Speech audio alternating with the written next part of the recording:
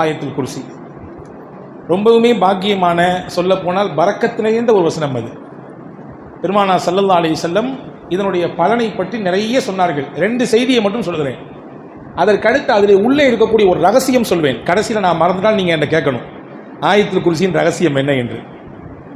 இதுதான் டாஸ்க்கு, நீங்கள் எந்த அளவுக்கு கவனிக்கிங்கன்றத. அன்பு சகோதரர்களே, பெருமானார் ஸல்லல்லாஹு அலைஹி வஸல்லம் அவர்கள் ரமலானிலே ஜக்காத்தை எல்லாம் ஒன்றா சேர்ப்பாங்க, கலெக்ட் பண்ணுவாங்க.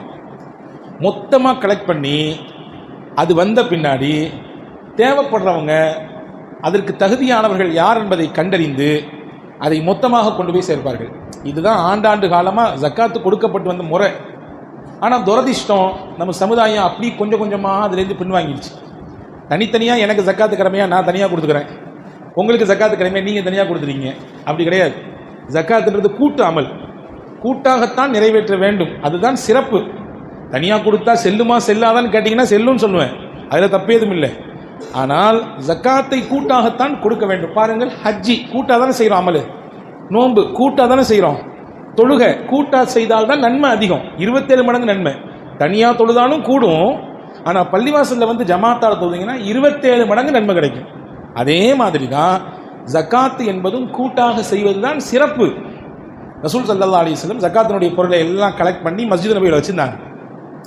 ராத்திரி நேரம் 4 நபர்கள் வந்து போகக்கூடிய இடம் என்பதினாலே ஒருவருக்கு பொறுப்பு போட்டு இங்கே கவனிச்சுக்கணும். நாங்கள் அந்த பொறுப்பு நியமிக்கப்பட்டவர் சையதுனா அபூ ஹுரைரா ரலியல்லாஹு அன்ஹு. ரொம்ப பிரபலமான சஹாபி இவங்க கண் முழிச்சு பார்த்துட்டு இருக்காங்க. யாருடைய, ஏன்னா பைத்துல் மாலுடைய பொருளாச்சே, பொது சொத்து, யாரும் கை வைத்து விடக்கூடாது. எல்லாருமே நாளைக்கு அல்லாஹ்ட்ட பதில் சொல்ல வேண்டிய நிலை ஏற்பட்டு போயிடும். எனவே தான் எதிலே கவனமாக இருக்கிறோமோ இல்லையோ பொது விஷயத்தில் ரொம்ப கவனமாக இருக்க வேண்டும். தொலைந்த பொருள் 1 ரூபாயாக இருந்தாலும் எல்லாருமே குற்றவாளி, நாம் எல்லாரும் அல்லாஹ்விடத்திலே பதில் சொல்லியாக வேண்டும். எனவே தான் அந்த பொறுப்பை உணர்ந்து நம்மிலே இன்னைக்கும் பலர் அதை மிகுந்த இறுக்கமாக அதை பின்பற்றுவதை பார்க்கிறோம் இல்லையா? ஸல்லல்லாஹு அலைஹி வஸல்லம் அபூ ஹுரைரா ரலியல்லாஹு அன்ஹு நியமிச்சிருந்தாங்க.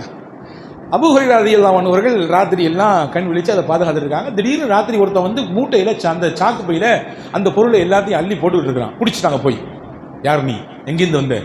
அவன் சொன்னான், நான் ரொம்ப ஏழை, கஷ்டப்படுறேன், குடும்பத்தில் சாப்பாடு இல்லை, கஞ்சி இல்லை, கொஞ்சோண்டு எடுத்துகிட்டு போனால் என் புள்ள குட்டி எல்லாத்துக்கும் நான் கொடுத்து கொஞ்சம் பசி ஆற்றுவேன்.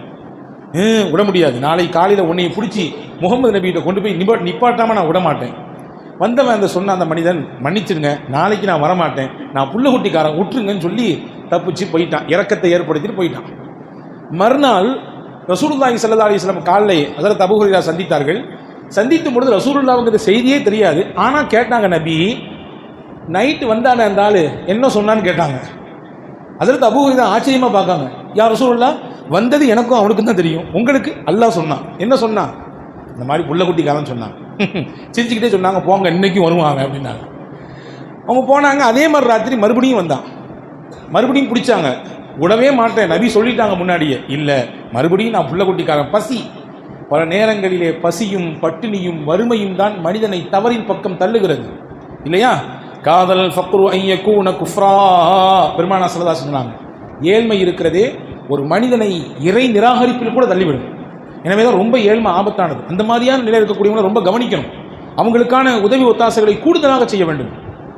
அப்போ அவன் சொன்னான், நான் புள்ள குட்டிக்காரன், என்னை இப்போ விட்டுருங்க, நான் நாளைக்கு வரவே மாட்டேன்னு சொன்னான். அதே மாதிரி இறக்கப்பட்டு விட்டாங்க. மறுபடியும் காலைல கேட்டாங்க, வந்தானா நேற்று மேப்படியா? ஆமாம் வந்தான். என்ன சொன்னான்? வரவே மாட்டான்னு சொன்னான். இன்னைக்கும் வருவான், போயிட்டு வாங்கன்னாங்க. 3வது நாளும் வந்தான். இப்பொழுது பிடித்த அபூ ஹுரைரா ரலியல்லாஹு அன்ஹு விடவே மாட்டேன் என்ன சொன்னாலும் என்று சொல்ல நேரத்திலே வந்தவர் சொன்னார், நான் உனக்கு ஒன்று சொல்லித் தரட்டுமா? நான் அதை சொன்னால் உனக்கு ரொம்ப பெரிய பலன் கிடைக்கும். என்னவெல்லாம் கிடைக்கும் பலன்? நீ அதை படித்தால், நான் சொல்லித்தரக்கூடிய விஷயத்தை நீ படித்தால் அல்லாஹ்வின் புறத்திலிருந்து உனக்கு ஒரு ப்ரொடெக்ஷன் கிடைக்கும், பாதுகாப்பு கிடைக்கும். 1. 2வது, உன் பக்கத்தில் ஷைத்தான் வரவே முடியாது. 2.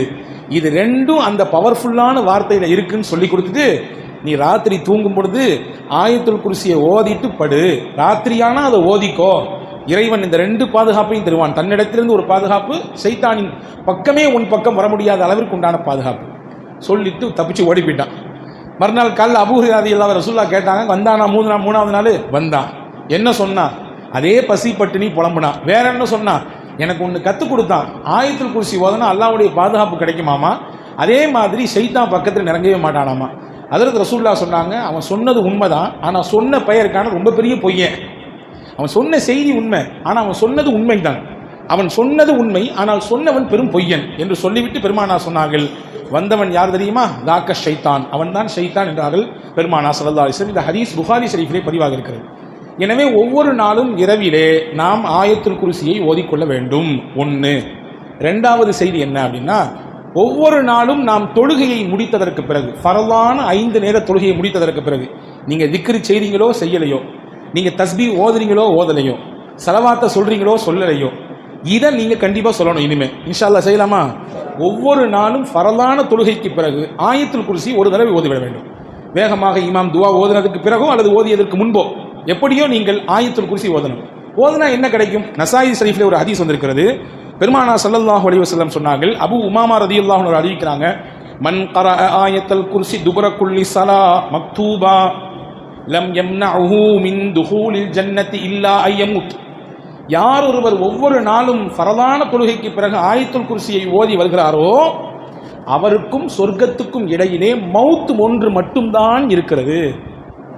மரணம் என்பது ஏற்பட்டு போனால் மரணம் தான் தடையா இருக்குது அவர் சொர்க்கத்துக்கு போறதுக்கு. இப்போ மரணம் எப்போ வந்துடுச்சோ அந்த மரணம் என்ற தடை அகன்று போயிடும், நேரா டைரக்டா சொர்க்கத்துக்கு போயிடுவாரு என்றார்கள் பெருமானார் ஸல்லல்லாஹு அலைஹி வஸல்லம். இப்போ தினசரி இரவு ஓதினால் பாதுகாப்பு. தினசரி ஆயத்துல் குர்சியை ஃபரலான தொழுகைக்கு பிறகு மனனம் செய்து ஓதி வந்தால் நிச்சயம் நாம் நம்பலாம் நமக்கு அல்லாஹ் சொர்க்கத்தை தருவான் என்று. ஆனால் இதை ஓதுறது கொஞ்சம் சிரமம். ஏன்னா பொதுவாகவே நம்ம ஒரு விஷயத்தை கண்டினியூவா பண்ண மாட்டோம். பொதுவாக நம்மிடத்தில் இருக்கக்கூடிய ஒரு பலவீனம், அது எல்லாருக்கும் இல்லை, ஒரு சில நபர்களுக்கு. ஒரு சில நபர்கள் அல்லாஹு தஆலா மாஷா அல்லாஹ் அவர்கள் கண்டினியூவா செய்யக்கூடிய வழக்கம் இருக்கும். ஆனால் சிலர் அதை இழுத்து பிடித்து கொண்டு வருவது ரொம்ப பெரிய சிரமமானது. ஏன்னா ரசூல் ஸல்லல்லாஹு அலைஹி வஸல்லம் சொன்னாங்க, சின்ன அமலா இருந்தாலும் கண்டினியூவா செய்யறது இருக்குது, அது ரொம்ப பெரிய பலன் தான். இதை யார் தொடர்ச்சியாக பின்பற்றுகிறாரோ நிச்சயமாக அல்லாஹ் இந்த பாக்கியத்தை தருவான். இது 2. ஆயத்துல் குர்சியை பத்தி 2 செய்தி. அடுத்து ஆயத்துல் குர்சிக்குள்ளே என்ன இருக்கிறது? இவ்வளவு பெரிய சிறப்பான விஷயத்தை தருவதற்கு என்ன இருக்கிறது என்றால் ரொம்ப முக்கியமான 2 வார்த்தைகள் இருக்கிறது. ரொம்ப முக்கியமான வார்த்தை 2 இருக்கிறது. இன்னைக்கு நம்ம எல்லாருமே ஆசைப்படுறோம், துவா செஞ்சா என் துவா கபூல் ஆயிடணும். யா அல்லாஹ் நான் படிச்சுட்டேன், யா ரப்பே நல்ல படிக்க வேண்டிய விஷயங்களை படிச்சுட்டேன், எனக்கான வேலை வாய்ப்பை நான் தேடிட்டு இருக்கேன், நான் இந்த நிலையில போய் உட்காரணும்னு ஆசைப்படுறேன், எனவே அந்த வேலை வாய்ப்பை கொடுன்னு நம்ம துவா செய்கிறோம். யாரெல்லாம் பிள்ளையை பெற்றேன் வளர்த்தேன், அதை நல்லபடியாக ஒழுக்கமாக கற்பித்து வச்சிருக்கேன், நல்ல வரன் வந்து சேரணும், மாப்பிள்ளையும் நல்லா இருக்கணும், வந்து சேரக்கூடிய பொண்ணும் நல்லா இருக்கணும், யா அல்லாஹ் அப்படியான வரனத்தை கொண்டு வந்து சேரு.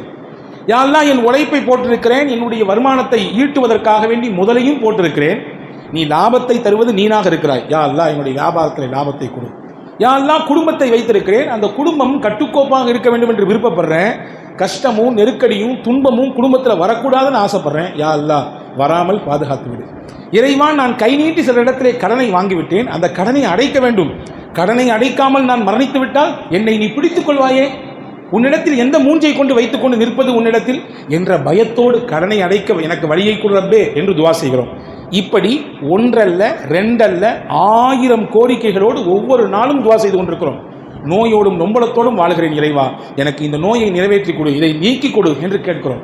இந்த பிரார்த்தனைகள் எல்லாம் அங்கீகரிக்கப்பட வேண்டும் என்ற ஆசையும் நமக்கு இருக்கிறது. யாருக்காவது ஆசை இல்லாமல் இருக்கா? நம்ம கேட்கிற துவாவெல்லாம் கண்டிப்பா அல்லாஹ் ஏற்றுக்கணும், ஆசை இருக்கா இல்லையா? அதன் ரகசியம் தான் இதுக்குள்ள 2 வார்த்தை இருக்கிறது. என்ன வார்த்தை அது? அல்லாஹு லா இலாஹ இல்லா ஹுவல் ஹய்யுல் கய்யூம், அல் ஹய்யு அல் கய்யூம், இந்த 2 தான் அந்த வார்த்தை. இந்த 2 வார்த்தை இந்த ஆயத்துல் குர்சியில் அல்லாஹ் வச்சதுனால தான் ஆயத்துல் குர்சியே பலமிக்கதாக மாறி போனது. சாதாரண வார்த்தைகள் அல்ல இந்த 2ம். இந்த 2 வார்த்தையும் சாதாரண வார்த்தை இல்லை. சையதத்துனா ஃபாத்திமா ரலியல்லாஹு தஆலா அன்ஹா, ரசூலுல்லாஹ்வுடைய மகளார், அன்பு மகளார். ரசூலுல்லாஹி ஸல்லல்லாஹு அலைஹி வஸல்லம் ஒரு நாள் வர்றாங்க. நசாயி ஷரீஃப்ல இந்த ஹதீஸ் வந்திருக்கிறது. பெருமானார் இடத்திலிருந்து அந்த ஹதீஸை அறிவிக்கிறது சையதுனா அனஸ் இப்னு மாலிக் ரலியல்லாஹு அன்ஹு. ஹஜ்ரத் ஃபாத்திமா அம்மாட்ட வந்து கேட்டாங்க, ஃபாத்திமா நான் உனக்கு ஒரு விஷயம் சொல்லி தருவேன், நீ காலையிலையும் மாலையிலையும் இந்த துவாவை கட்டாயமா ஓதணும், காலையானாலும் ஓத வேண்டும், மாலையிலும் ஓத வேண்டும்.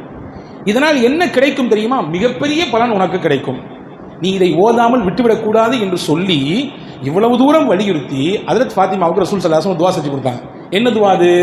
அல்லாஹும்ம யா ஹய்யு யா கய்யூம் பிரஹ்மதிக அஸ்தகீஸ். ஹய்யும் கய்யூம், நித்திய ஜீவனே, நிலைத்திருக்கக்கூடியவனே, மரணமே என்ற ஒன்று உனக்கு கிடையவே கிடையாது. எல்லாத்துக்கும் மரணம் உண்டு, அல்லாஹ்விற்கு மரணம் உண்டா? கிடையாது. கய்யூம், எப்பொழுதுமே இருப்பான், எல்லா காலத்திலும் இருப்பான். எனவே நித்திய ஜீவனாக நிலைத்திருக்கக்கூடிய இறைவா, பிரஹ்மதிக அஸ்தகீஸ், உன் அருளை கொண்டு உன்னிடத்தில் உதவி தேடுகிறேன். ஒபி அதாபிக நஸ்தஜீர், உன் வேதனையிலிருந்து நான் பாதுகாப்பு தேடுகிறேன். அஸ்லிஹ் லி ஷஅனி குல்லஹ், என் காரியம் அனைத்தையும் நீ லேசாக்கிவிடு, என் காரியம் அனைத்தையும் நீ சரி செய்து விடு. வலா தகில்னி இலா நஃப்ஸி தர்ஃபத் ஐன், கண் இமைக்கும் நேரம் கூட என் விஷயத்தை என் மீதே நீ சுமத்தி விடாது. கண் இமைக்கும் நேரம், மைக்ரோ செகண்ட், இந்த கண் இமைக்கிறதுக்கு எவ்வளவு நேரம் ஆகுது? அந்த நிமிட பொழுது, அந்த சனப்பொழுது கூட என் காரியத்தை என் மீது நீ சுமைத்து விடாது. அவன் என்ன தெரியுமா அர்த்தம்? நான் விளக்க சொல்றேன். அந்த கண் இமைக்கும் நேரம் இந்த உடலில் இயங்கிக் கொண்டிருக்கக்கூடிய மூச்சு, அதை நீ தான் கண்ட்ரோல் பண்ணணும் அல்லாஹ் சொல்லிட்டான்னு வச்சுக்கலாம். என்ன ஆகும் கதை?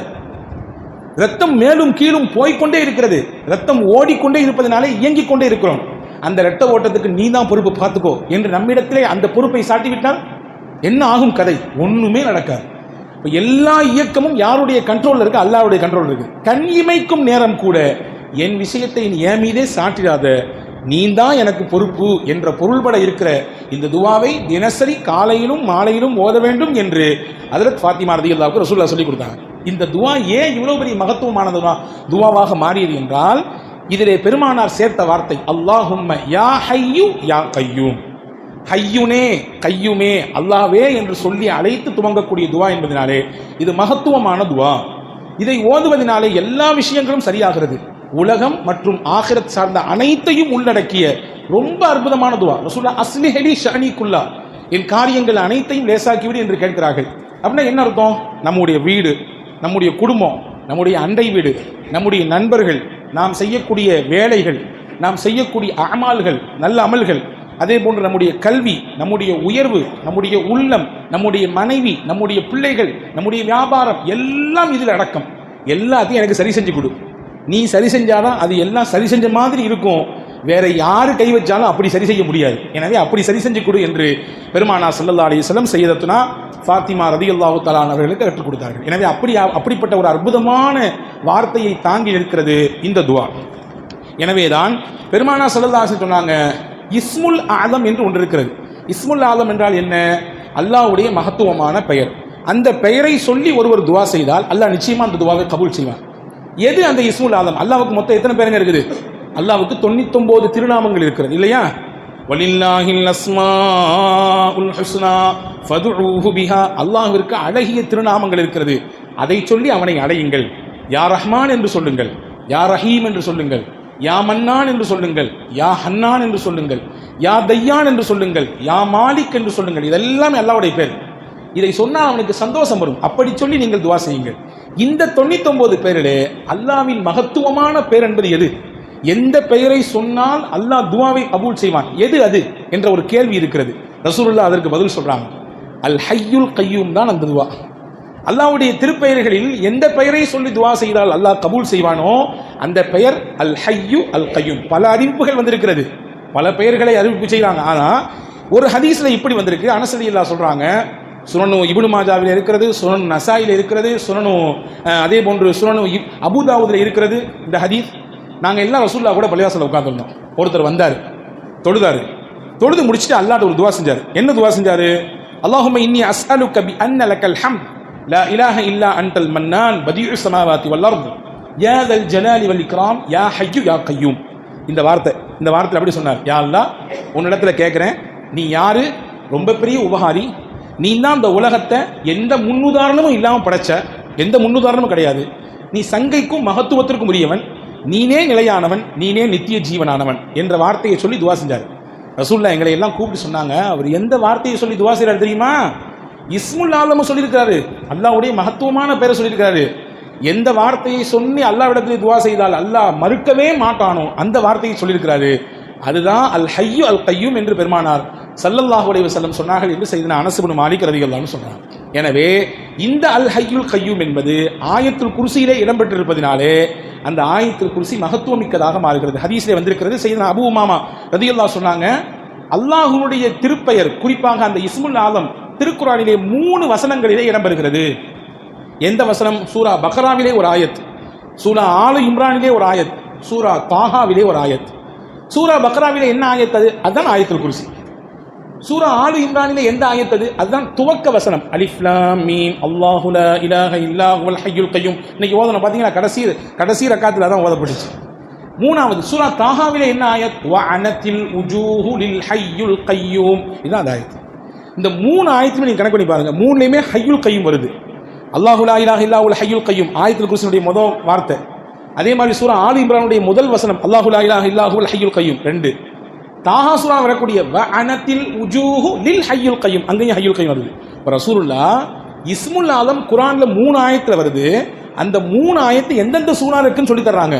ஒன்னு சூரா பக்ரா, இன்னொன்னு சூரா ஆலு இம்ரான், மூணாவது சூரா தாஹா. இந்த மூணுலையுமே வரக்கூடிய ஒரே வார்த்தை அல் ஹய்யு அல் கய்யூம். அப்ப இப்ப புரியுதா ஏன் ஆயத்துல் குர்சி இவ்வளவு வெயிட்டான ஆயத்தா இருக்குன்னு? புரியுதா?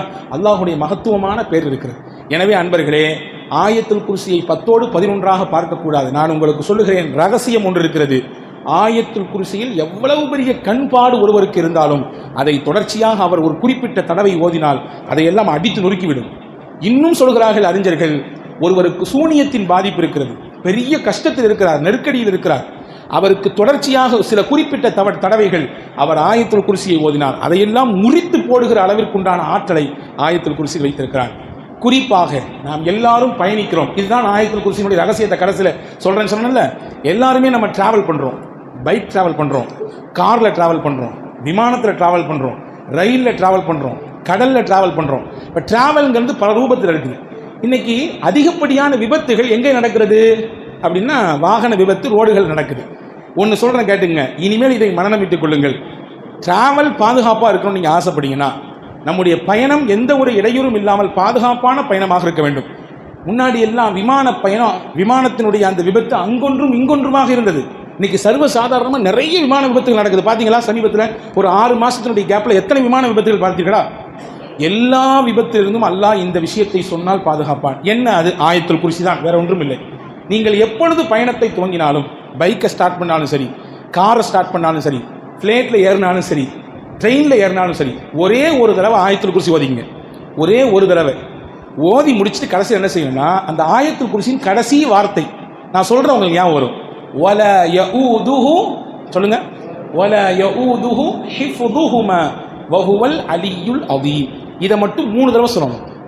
ஆயத்துல் குர்சி ஒரு தடவை ஓதணும். ஓதி கடைசியில் முடிக்கும் பொழுது வல யஊதுஹு ஹிஃபுதுஹுமா வஹுவல் அலியுல் அதீம் 3 தடவை சொல்ல வேண்டும். முடிஞ்சிருச்சா? ரெண்டாவது, எல்லாருக்கும் தெரிஞ்ச சூரா லிஈலாஃபி குரைஷின் தெரியுமா? எல்லாத்துக்கும் லிஈலாஃபி குரைஷின் ஒரே ஒரு தடவை ஓதணும். ஓதிட்டு அந்த சூரானுடைய கடைசி வார்த்தை வஆமனஹும் மின் ஹவுஃப், வஆமனஹும் மின் ஹவுஃப், வஆமனஹும் மின் ஹவுஃப், இதை 3 தடவை சொல்லணும். முடிஞ்சிருச்சு. இதை சொல்லி யார் தன் பயணத்தை துவங்குகிறாரோ பாதுகாப்பான பயணமாக அல்லாஹ் அவருக்கு கொடுப்பான். விபத்துகள் நடக்காது. விபத்துகள் நடந்தாலும் இவருக்கு எந்த பிரச்சனையும் வராது, இவருக்கு எந்த பாதிப்பும் வராது. இன்னைக்கு சின்ன சின்ன விபத்துகள் எவ்வளவு பெரிய பாதிப்பு கொடுத்துருது, கண்ணுக்கு முன்னாடி பார்க்க முடியாத அளவுக்கு பிரச்சனையை கொடுத்துருது. எனவே இந்த பாதிப்பில் எல்லாம் இருந்து தப்பிக்க வேண்டும் என்றால் ஆயத்துல் குர்சியை இந்த முறைப்படி ஓதுங்கள் என்று அறிஞர் பெருமக்கள் சொல்லித் தருகிறார்கள். வல்ல அல்லாஹ் இதனுடைய முழுமையான பலனை அனுபவிக்கக்கூடிய நல்ல பாக்கியத்தை உங்களுக்கும் எனக்கும் எல்லா மக்களுக்கும் வல்ல அல்லாஹ் வழங்கி அருள் புரிவானாக. ஆமீன்.